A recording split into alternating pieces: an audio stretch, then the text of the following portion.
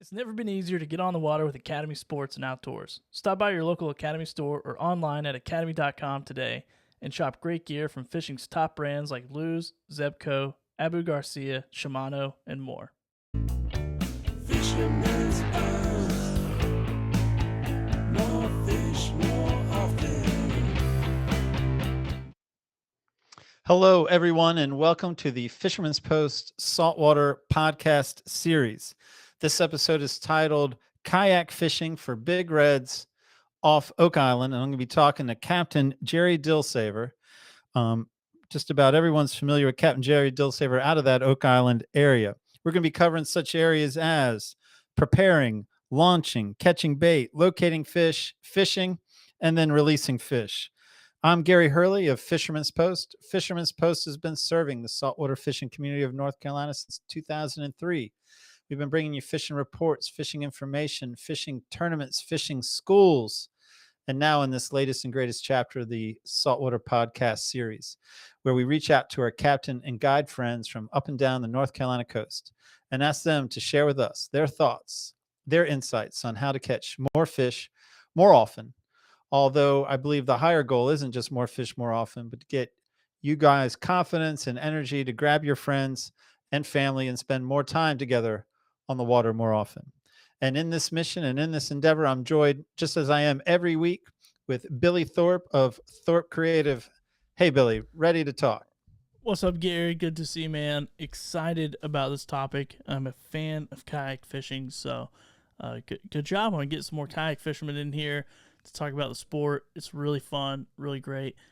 I don't know if it's as good as owning a boat, but it's, second best, I guess, and it's good. It's good. I mean, I know you would never be caught dead in a kayak, but it's good that you're talking to people I don't about know it. what you're talking about. I went kayak fishing today, as a matter of fact, and I loved it. And I don't understand where you're coming from.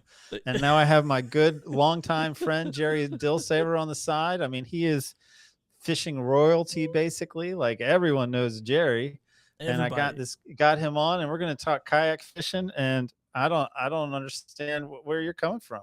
Yeah, well, you know what? If somebody believes you, that's good for them because I don't.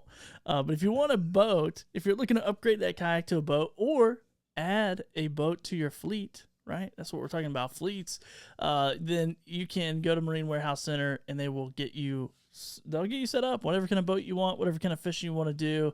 Marine Warehouse Center, those guys crush it. I got a quick word from them and I'll be right back. At Marine Warehouse, we have everything. We have new boats, we have parts, we have accessories, new trailers, we have a complete service department with highly trained technicians. Anything you need to get out on the water, we have. At Marine Warehouse Center, as we've grown over the last few years, now have a large selection of marine supplies from start to finish for all your boating needs. What I love about this region is to be able to get out on the water, and also we love to be able to get you out on the water. The best part of working at Marine Warehouse is being able to get involved with the customers and share a love for the water. All right. And they do share a love for the water. A lot of fishy people over there. They do, man. They're connected. They're connected in the community, certainly connected with the Fisherman's Post community, whether it's tournaments or, or podcasts, the newspaper. Man, love the relationship with Marine Warehouse. I mean, they are taking effort to be part of the fishing community, as evident right here with the podcast. Yeah, absolutely. So you, if you're listening or watching, should go take effort to support them as they support Gary and I, and really the show, man. And they've always done that with everything, like you said, tournaments and newspaper and all kinds of stuff. And not only supporting it from a sponsorship level, but also participating. Going and winning those tournaments. So go over there, check them out, buy a boat, get your boat service, all those fun things. And maybe Terrell will tell you a joke. Did he have one for you this week, Gary? He did, and it certainly makes more sense for them to sponsor a fishing podcast than to sponsor a comedy podcast. It certainly makes more sense, and I've got proof right here with Terrell's latest. Like, he was so excited to tell me this joke, couldn't wait to tell me, and then after he did, I had trouble even pretending to be amused. But you're kinder to Terrell, so maybe you'll like it. I love Terrell. Terrell's joke. Fan. Terrell's joke, not mine. What swims in the sea, carries a gun, and makes you an offer you can't refuse? A used car salesman with a spear fishing gun? No, I don't Nope. know. A spearfishing used car salesman. I'm The grasping for straws. Codfather. Yep, the Love it. Codfather. Love it. That's so great. The Godfather. I love you, Gary. That's great. I mean, Terrell. Terrell, that's fantastic, Yeah, man. Terrell. Kudos to Terrell. Golf clap. Love it. Maybe they should sponsor a comedy podcast. They should, absolutely, because he's crushing it. All right, so anyway, I don't have a good segue, but I will get right into RA Hitch, which is another sponsor of the show. RA Hitch, hitches, trailers, bike racks, and much more. Go find Chris and his team there at RA Hitch, and they'll get you geared out. If you need anything for your truck or whatever adventure you're going on, I'm pretty sure that they have a solution for it, and they have a really nice website, which Gary drools over daily. So go in there, check out what you need, and get in touch with Chris and his team. Or just call Chris and say, hey, man, I know you fish on the coast every weekend. Can I go with you to see what happens? The answer's always no. Thanks for reminding me. I'm headed to Moorhead. I'm gonna reach out to him. But yeah, man, I like a company that presents professionally online. It gives me confidence that I go to that store, or I work with them after the sale, that they'll be just as professional. So check out their website. I think you'll be impressed as well. Absolutely. And but right now, let's do a fish photo. Here we go. We got a fish photo. We got Nathan Glasgow, age 10, with a 47-inch redfish caught on live bait while fishing at the Southport area. Age 10 with a 47 redfish. That sounds like one of your kids, Gary. Man, good job. Good job, Nathan. That's a great catch, man. Thanks for submitting that photo. Thanks for submitting it. It's awesome. Yeah, man. Proud of them there. And then before I switch over to Captain Jerry, I'm going to ask you to give one more plug about sponsoring the show, plug about sponsoring us. Yeah, absolutely. So if you want to be a sponsor of the show, so if you have a business that caters to the saltwater fishing world or to the North Carolina angler that's fishing North Carolina, feel free to reach out to me. My name is Billy, and my email is billy@fishermanspost.com, and I will get you all the information you need to become a sponsor. And then if you want to support Gary so he doesn't look so sleepy and can buy some coffee, go to buymeacoffee.com/fishermanspost. I mean, you can tell, like, he's looking tired, man. Get this guy some I'll even donate a portion of my coffee to Gary just to get I'll take some coffee right now. That is no lie. That's real talk, man. I can't deny it. I'll take some coffee right now. But, man, it's really going to be easy to talk with Jerry Dilsaver, again, longtime friend. And so, Billy, as is tradition, I'm coming back to you for Billy's best takeaway. Billy's best takeaway after my conversation with Jerry. I'm ready, Gary. Have fun, man. See you on the other side. Well, now I'm going to introduce everyone. You probably already know him. This is Captain Jerry Dilsaver. Welcome to the Saltwater Podcast Series, Captain Jerry. Well, thank you, Gary. It's wonderful to be here. We talked about it, and now it's happening. Look at this, man. We are movers and shakers. We are young bucks in this industry, despite what people think. And we're going to talk about kayak fishing for big reds off Oak Island. But as tradition goes on this podcast, you got 2 questions to get through before we get to the main event. You just let me know when you're ready for your 2 questions, sir. Well, Alex, I'll take question 1. All right. Question number 1. Why should we listen to anything you have to say about kayak fishing? Because you have nothing else to do for the next 30 minutes or so. No, actually, it's amazing. I was thinking about it before the show. I've been doing this about 15 years, and I've been fortunate to be able to go some places and do some things. I was introduced to it after a fishing trip on a boat when the other guest on the boat said, "Hey, Jerry, I think you would like kayak fishing." And I said, "Wow, that sounds like fun." He said, "Well, I'll call you sometime." Well, I hear that all the time, things like that. I went, "Hey, here's my number," gave him a card, wondered if I'd ever hear again. About 2 weeks later, I got a call, said, "Hey, I borrowed a kayak. Can you go so-and-so?" So we set up a date to go, and we went over behind Ballhead. We took a boat and went into a creek, and then got out in the kayaks. And my first fish on a borrowed kayak was a 26.5-inch red drum. It drugged me down the creek, bounced me off a couple of oyster rocks.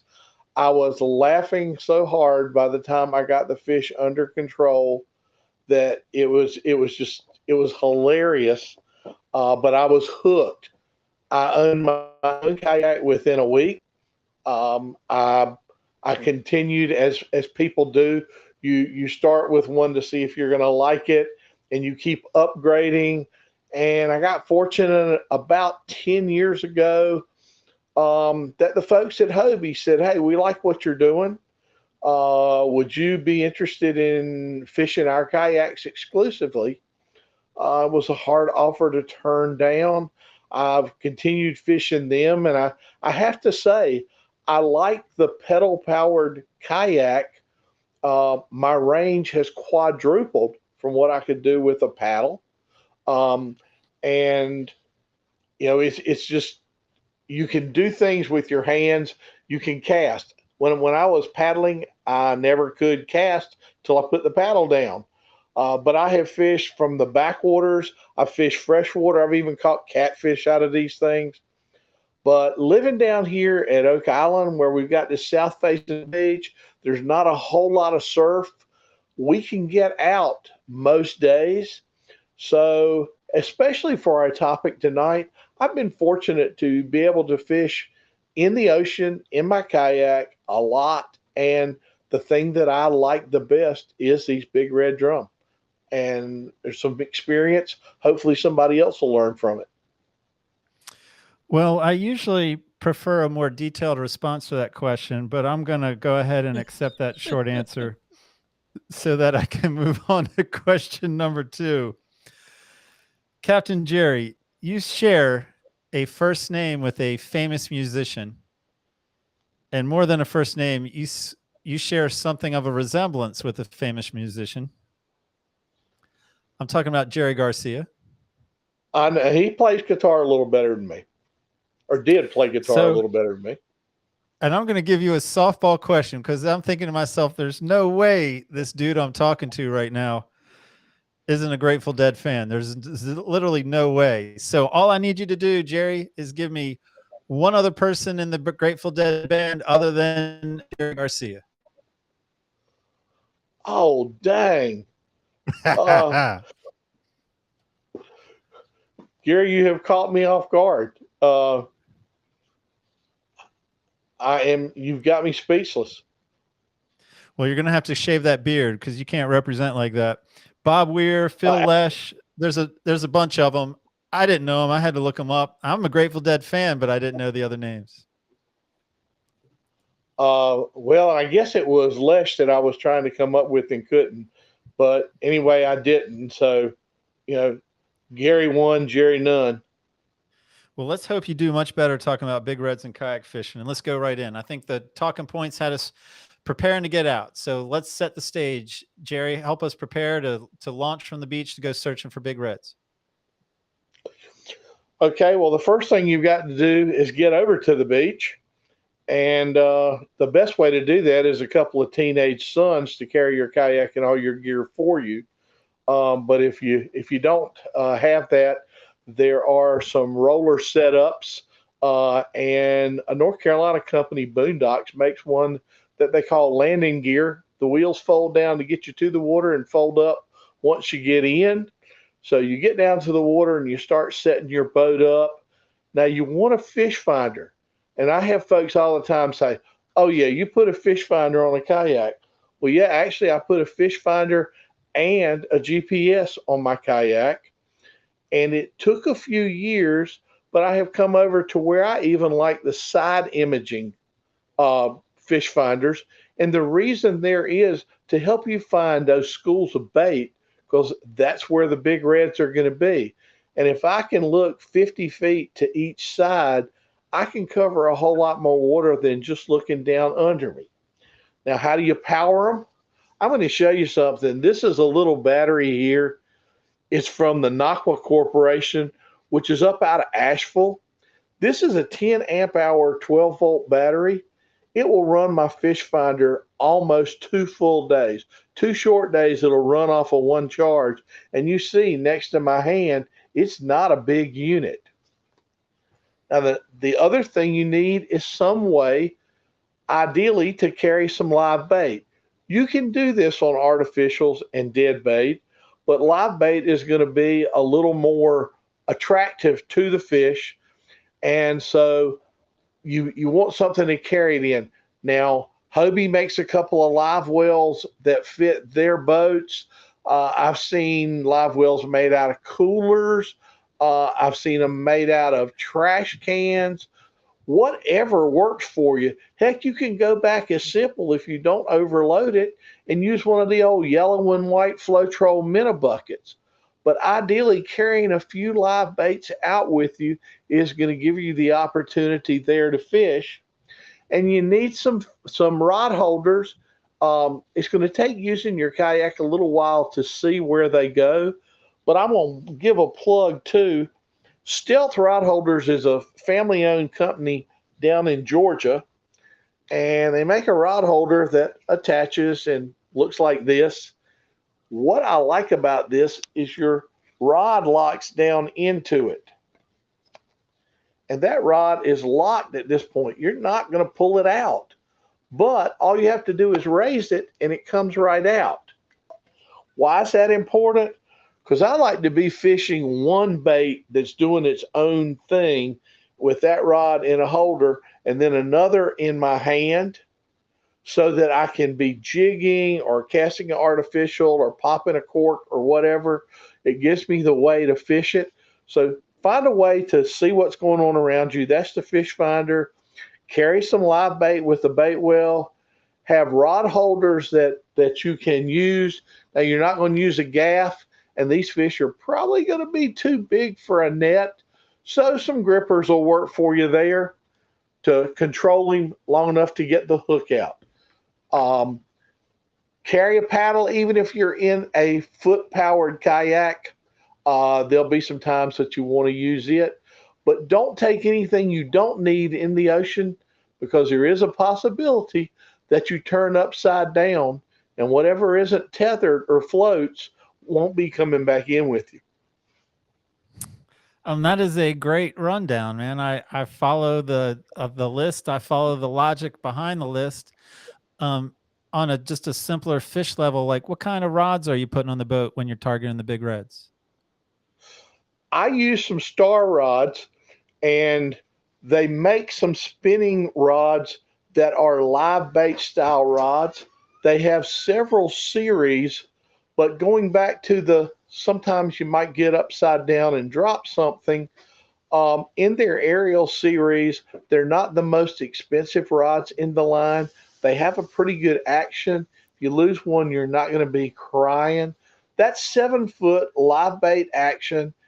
And then for my cork rod, I go a little lighter because I'm going to be casting that a lot. And I go to a 10 to 20 rated. It's a medium action. I use a Star Stellar Light. On the live bait rods, I use a 7500 10 filled with a 65-pound braid. And on the little, I use a 4600 bait runner, and I use 30-pound braid on that. You don't have to be extremely heavy. I use the 65 on the stuff that I use bait with, just to be able to get that fish to the boat and release it as quick as possible. Man, I like that answer, and I'm going to move us towards launching, because I think launching from the beach, even a south facing beach, we want some guidance. We don't want to send people out there trying it without any insight or guidance. But before I do that, I just want to back up and say, man, how do you know, again, Oak Island, which just has that great red drum bite, how do you know when it's time to start putting the kayak in the ocean and going looking for the big reds? When the mullets start running down the beach and the water starts cooling, they're going to show up here. They're already showing. It's getting better every day. We could be in the peak of it at any time. And as long as the water stays 68 degrees or so, Some of them will stay here. We have had years that the fishing was still pretty good for these guys up to Thanksgiving and even the first week of December. But when that bait starts coming down the beach and the water starts cooling, you've got food, and that cooling water signals them to feed. They show up and start eating. Gotcha, man. So now let's go to launching. So we have our setup and we're shoreline. And what are the mistakes that people make? What do they need to know for success?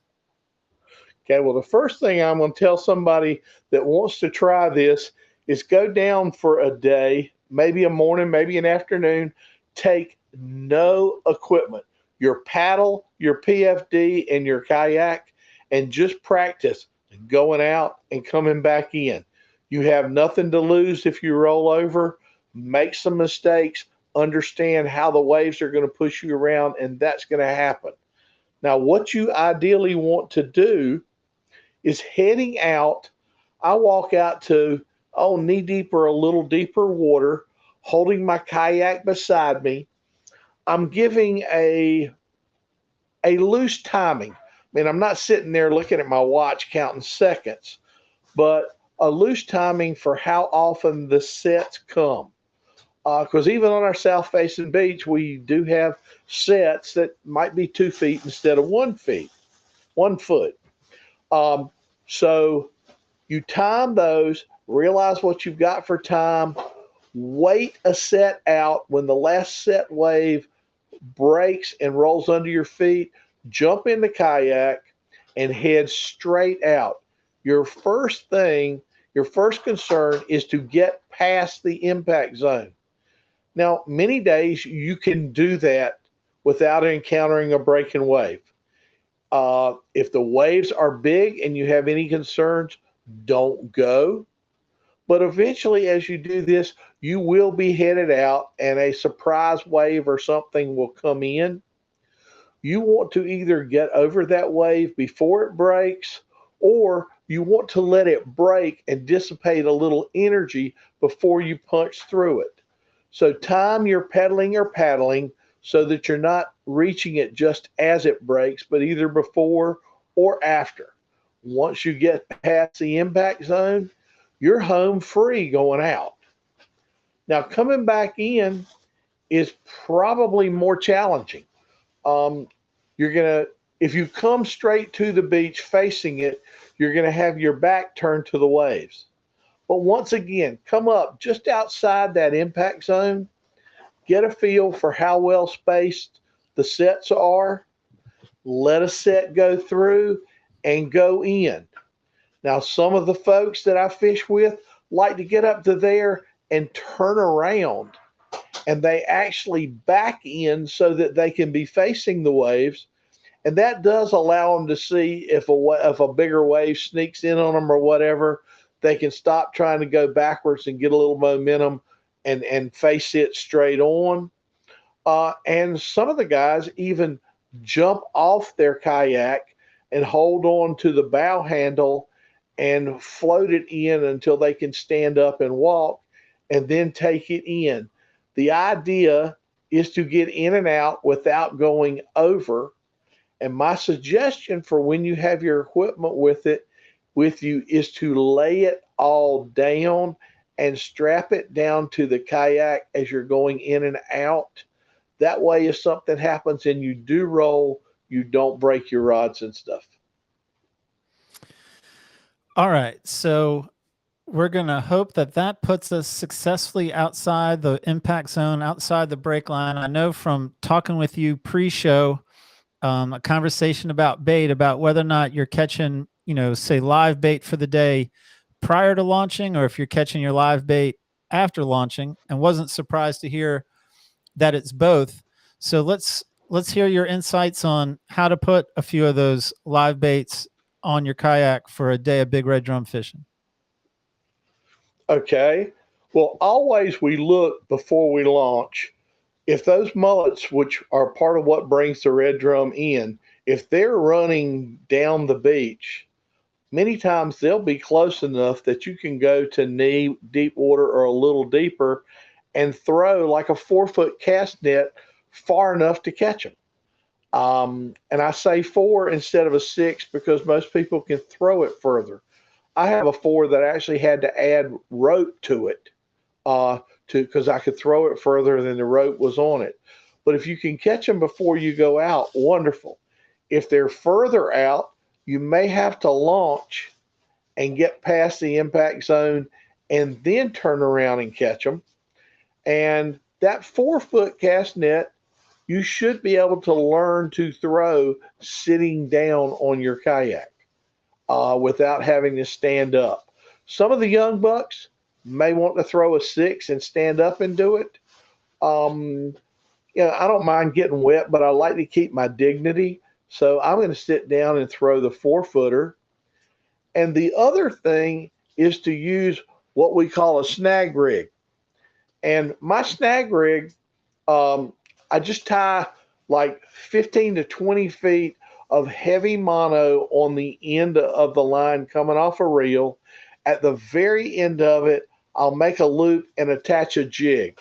I use a Clark spoon jig, but you just want a metal jig there that's got some weight and a treble hook at the end. It's acting as both your sinker and a lure. Then at foot intervals coming up that, I make a little loop 6 inches or so off the main line and put a treble hook on each one. And if you can't find bait shallow enough that you can catch it with the cast net, you can ease up to a school, cast this over into them, and then jerk it rapidly, and you'll snag some baits with the bare trebles. And if there's a bluefish or a Spanish mackerel around, he may well hit your jig too. Now, Spanish mackerels can go in the fish bag and go for dinner, but bluefish and pogies and that stuff and mullets all make excellent baits. And what is the, I know you listed several ways you carry live bait. What is your preference for carrying live bait on your kayak? I have a live well that is made for my kayak. And it's full width side to side. It's got a split level in it. For minnows and shrimp and whatever fishing inside, I can set it at 6 gallons. When I go in the ocean and want to carry a little more or a little bit bigger bait, it'll go up to 11 gallons. And it's a live well that's made by Hobie for their kayaks. It uses a 500 gallon per hour pump, but in that 11 gallon live well, you don't want that pump blowing them out. So the engineers realize that the pumps are DC power. So they just cut the voltage. And instead of running that with a 12-volt battery, you run it with a 6-volt battery. It runs at half flow. It's got plenty of water to exchange the water in an 11-gallon bait well, but there's not enough pressure to beat up your bait. It's a really good system. And what's your favorite live bait for the big reds off Oak Island? It will be, it's a either or, finger mullet or pogies or menhaden, whatever you like to call them. They do like both of them. And so I think we're now headed out to try to locate not bait, but now to locate fish. What do you got? What are we doing out there in that big wide open ocean? Well, as soon as you're past the impact zone, you need to start looking. If mullet are running down the beach real tight, or if you can see a school of pogies out, a lot of times you'll run into a school of pogies closer in than the end of the fishing piers. If those schools are moving hard, there may be something chasing them. So I'll always stop and fish around the bait for a few minutes, but you look for birds up and down the beach. Sometimes you see the bait flipping.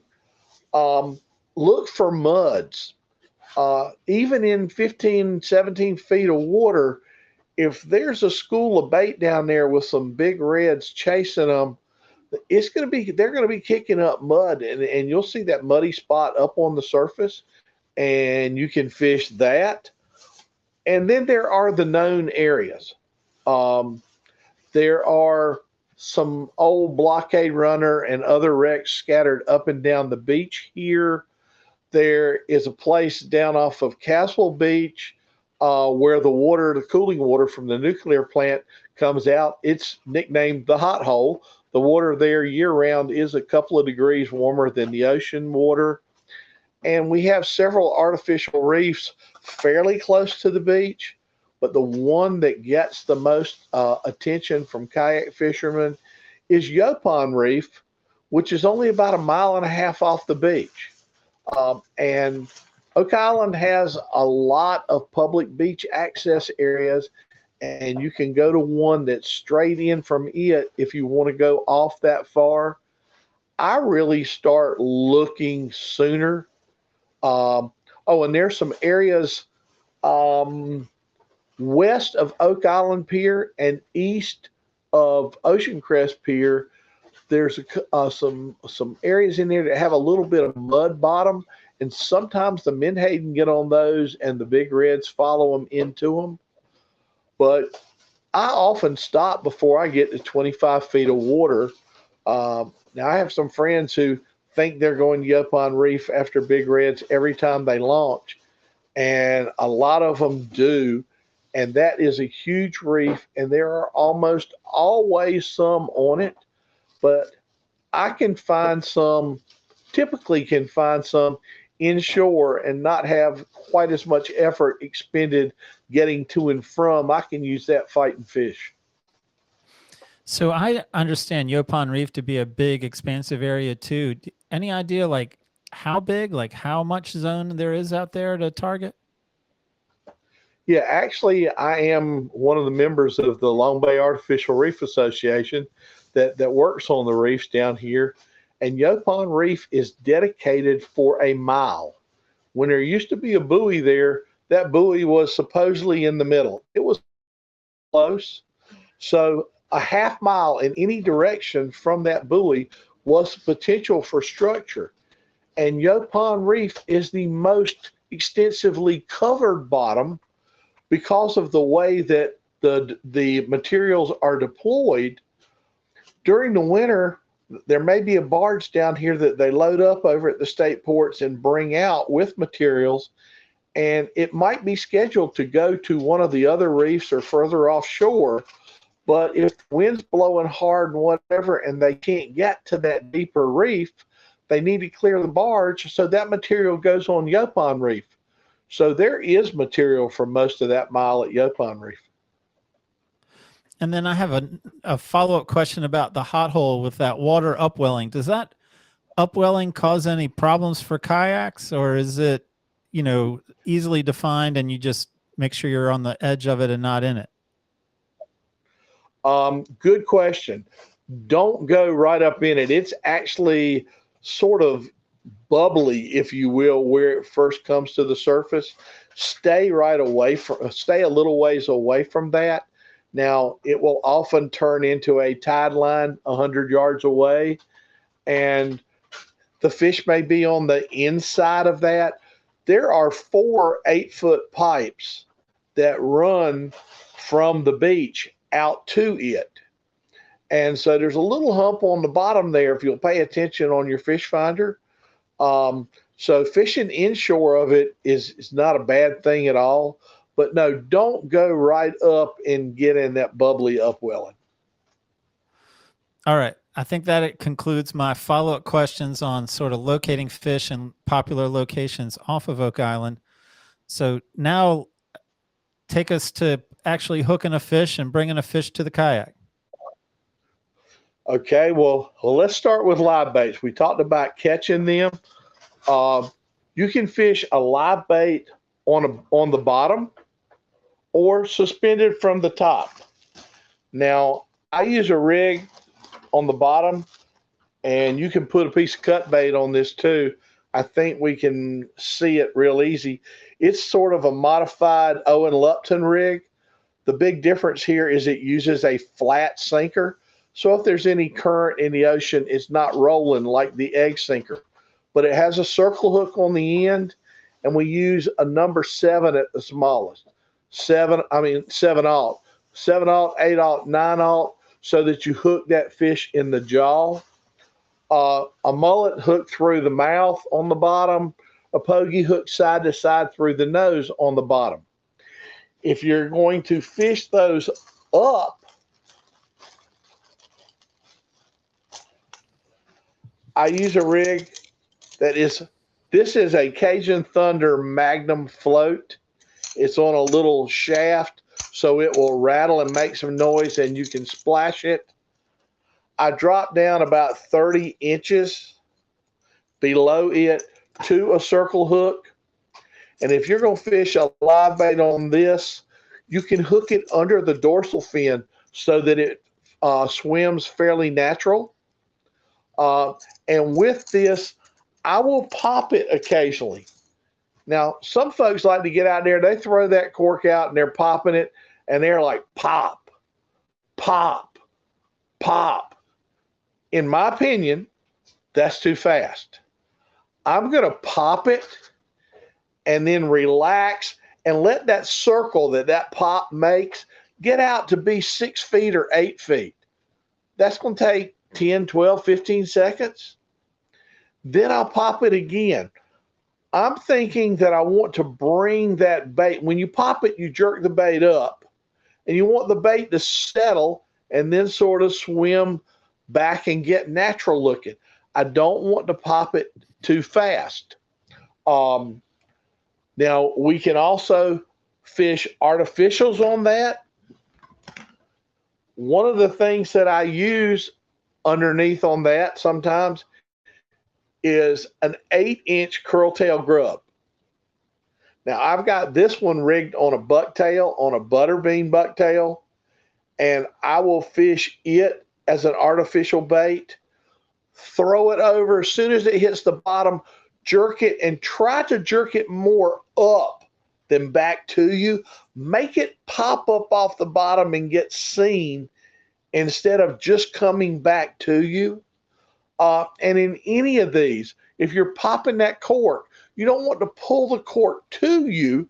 You want to make a lot of splash and whatever with it, but you don't want to really pull it to you. You want to activate it in that area so that when something hears that noise and turns to investigate it, there's your bait. And you can fish this under that. And the metal jigs, like I fish on the bottom of the bait snagging rig, every now and then you'll be trying to snag some bait and you get a big surprise. The pullback is not a bait that's been snagged in the side. The pullback is the drum that you were hoping to use the bait for. So there's a lot of ways to present baits to them. And these fish, by the time they get here, they're in a feeding mood. They're pretty receptive to anything. Live baits, of course, they do their own thing and they attract just because they're live baits. You put the hook in them, they're a little crippled. They give that distressed feeling, whatever. They're easy prey. The artificials you're trying to make look like them. And don't be afraid on your artificials to add some scent. I use Procure Menhaden and mullet scent, but seal the deal. Make it smell good too. So I got a couple of follow-up questions. So in hearing you talking about like bouncing it more straight up and down than bringing it back to you. So the game here isn't covering water. It's being in what you hope to be the right spot and the fish are there or the fish are moving through. I mean, are these fish always on the move? So I'm not worried about covering water. I'm waiting for them to move into the water where I'm trying to get their attention. Well, yeah, a little of all of that. They're going to be following the bait. Once you locate that bait, if there are some big red drum in the area, they're going to zero in on that bait. Now, there may be 4 or 5 pods around. They may go to one of the others and come back, but concentrate on getting that bait noticed. You will also cover ground with it. Uh, Current's going to push it around. You're going to drift with whatever breeze there is in your kayak. So you're going to cover some ground. You don't need to worry about that with your retrieve. Use your retrieve to get it noticed, because these are fish that are looking for something easy to catch and good to eat. All right, I follow that. What about is there any conditions or anything that you notice that gives you more confidence that something on top like a cork is going to be more successful, or you see something that gives you more confidence that a bait on the bottom is more likely to get struck on a given day? The easiest thing to say is that if you can get one of those mornings that is flat, slick, calm. I mean, the ocean looks like a sheet of ice. Stuff on the surface is going to get noticed more. The sound of that float clicking, its splash, is going to travel through the water better. You're not going to be out there at 15 knots, but as the wind picks up and there's a little bit of chop and whatever, there's some inherent noise there. And that's when I tend to concentrate, if you will, on being a little deeper. All right. So let's take the conversation in this direction now. I've listened to your podcast a couple of times. I'm out there and it has worked. I have hooked a big red, or what I suspect to be a big red, run. I'm feeling some head movements. It's not feeling sharky. What do I do now? Walk me through what to expect getting the kayak. I mean, getting it a big fish of that size beside my kayak, and then how I release it safely. Okay, well, the thing you need to remember, you need a little bit of patience, because for the first few minutes, it's got you. You don't have it. Big reds are not going to make a long straight run. That is extremely rare. They'll go 50 yards, maybe 75, and then they start circling. I call them the tilt-a-whirl fish. They'll go out and they'll turn like to the right, and they may circle you fully one time, two times, going to the right, and then they'll change their mind and start circling to the left and spin you the other way. In the kayak, at that point, I just flip my rudder up so it's out of the way. On the Hobie, when you spread your feet apart, it lifts the flippers up right under the hull. They're flat under it, so you don't have stuff hanging down to get hung on. And I just let them spin me till they start tiring. Put as much pressure as I figure that line and hook can stand. I'm wanting to get it to the boat as quickly as possible, but you got to have that little bit of fun from that first run and the spinning. Now, when you get it up to the boat, you're probably going to need to use some grippers, something like so. Let me get them down here where they're seen, to get a hold of its jaw so you can get the hook out. The nice thing about using the circle hooks is they 80+% of the time, 90+% of the time, are hooked in the lower jaw, back in the corner of the mouth. If you can hold that fish, you can back it out. If you hadn't caught any, you're probably going to want to leave the barb up so you don't lose any. After you catch a few, you'll start like we do, and we mash the barb down too so the hook comes out easier. It's a circle hook. You're going to have it in the bend of that hook anyway. If you don't want a picture, don't take that fish out of the water. Lean over and use your pliers or your hook remover or whatever and take that hook out with it in the water. If you're going to pull it up for the picture, then use your grippers on the jaw, but don't just drag it in over the side. Reach down, get your other hand wet. If you've got on a sun shirt, tech shirt with some sleeves, get them wet and get under it and cradle the belly and pick that fish up into your boat rather than sliding it in. They have a slime coating that protects them from different infections, if you will. We don't want to remove that. I have seen some reds from time to time that had a fuzzy red coat on them in places. And when I asked the biologist, they said that's where their slime had been raked off. Uh, and then get the hook out and get your pictures as quickly as possible.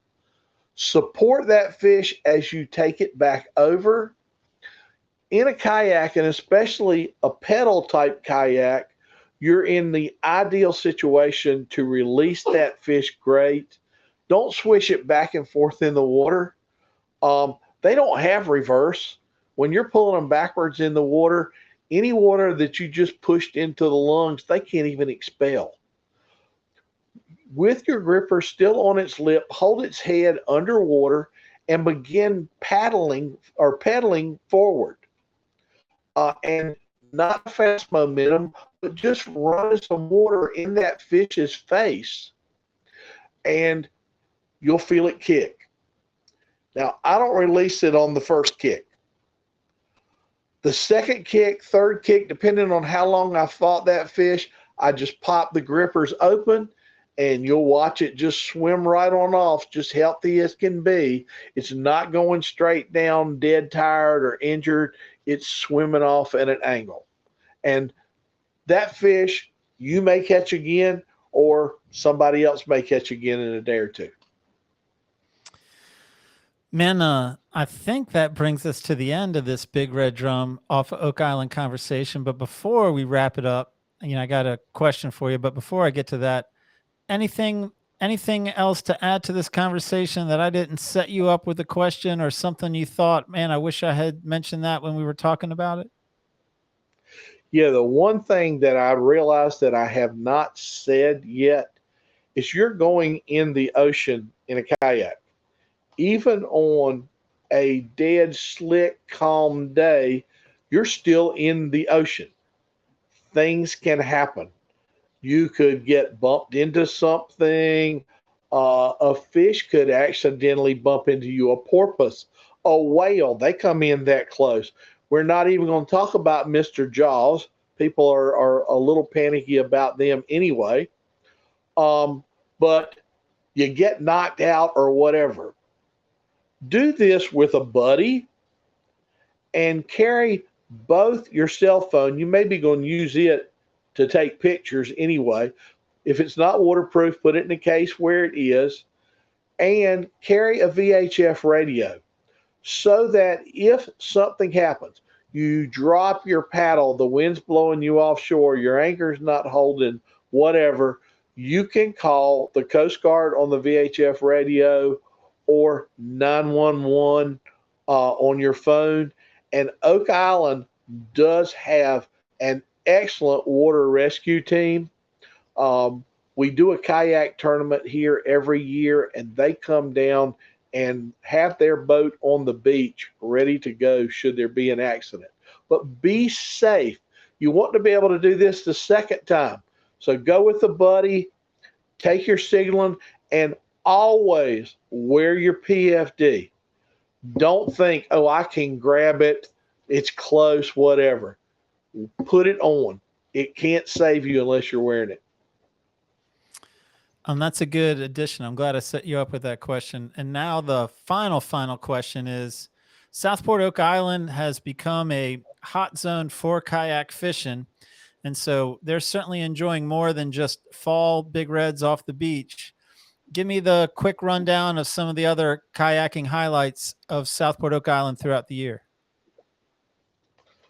Well, unfortunately, we had a very short flounder season this year, but we have a lot of nice flounder scattered through the backwaters here. It's been an excellent speckled trout bite all summer, and now that the water's cooling, it's going to get even better. We have slot size red drum in the backwaters. We have black drum. Occasionally, you'll run into a bed of ladyfish, which they don't have much food value, but they sure are fun to catch. A bunch of people say, I caught a little miniature tarpon. Well, no, you didn't. It was a ladyfish, but it sure was fun, wasn't it? We have a few triple tails. The town here supports kayak fishing. The town of Oak Island has 2 dedicated kayak launches now. One is on Upper Dutchman Creek over near the wildlife ramp off of Fish Factory Road. One is near the rec center at 31st Street Southeast, I believe it is. There is a community ramp for boats and kayaks at Northeast 55th, and a community ramp that needs a little repair for boats, but is still a great place to launch a kayak at 57th Place West. So, and then all the beach parking, there's a lot of dedicated public access, and you can roll your kayak across to the ocean at any of those. Some of them even have the handicap mats, which makes it even easier. Jerry, I want to thank you so much, man. I can't remember a time I haven't enjoyed talking to you, and this certainly fits that pattern. I mean, this was a fun podcast. You made my job easy. You made my job fun, man. And I enjoyed it. Well, thank you, Gary. And we need to go fishing again. It's been a while since we went fishing. Yeah, man. You know, with Striper Fest taking a back seat, we didn't need to find a new reason. I thought we had it in our shared friend Stu Calder, but we might have to circumvent him and just go direct. We may have to beg, borrow, or steal a boat, or I've got 2 kayaks. Done. Despite what Billy thinks, man, I am a kayak fan. I'm coming your way. But for now, Jerry, thank you. We're going to have you back on. I can't imagine we don't. And I appreciate your time. Hey, thank you, Gary. Thank you, Billy. I have enjoyed it. Good to talk to you. All right. Billy, I heard you chuckling when I was talking about kayak fishing. Yeah, you like kayak fishing. You like people talking about it, other people doing it. I don't see Gary out there kayak fishing, though. I mean, I just can't, for the life of me, even imagine it. More or less, it become a reality. So, shocking? I would be shocked. I would need pictures. Otherwise, it didn't happen. I'm trying to decide whether or not to be offended right now. Hold on a second. I'm trying to figure that out. Well, no, I'm not offended. You're really going to be offended by my takeaway then. All right. I am more interested in this takeaway than I've been in one in a while. That's a great setup. Maybe I set that up too much for a big letdown. But man, as Jerry was talking about getting this fish on your kayak and then releasing them in a healthy manner, I was sitting there thinking like, man, these big redfish are probably as old as Gary. And they probably do. Like, if I was to drag Gary up onto a kayak, I'd probably have to be a little easy with him. He would lose some of his, whatever, Yes. like body parts. My slime coating. You would coating. disrupt my slime coating that I grew over years and years and years. Yeah, so I was comparing you in my mind to a redfish. All right. Definitely was not imagining you pulling one of these giant redfish out of the water onto a kayak, though. No way.